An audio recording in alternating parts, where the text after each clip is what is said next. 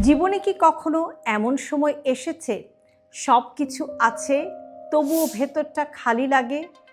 কারণটা কি? চলুন আজকে আমরা শুনি অন্তর কথা। সব থাকলেও কেন খালি লাগে? জীবনে এমন একটা সময় আসে যখন বাইরে থেকে সব ঠিকঠাক দেখায়, কেরিয়ার আছে, মানুষ আছে, হাসি আছে, তবুও একা লাগে।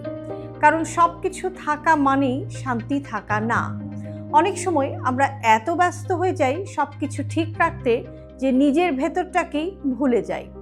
নিজের সাথে কথা বলা হয় না, নিজের কষ্টগুলো চাপা পড়ে যায়, আর তখনই এই অদ্ভুত শূন্যতা এসে বসে।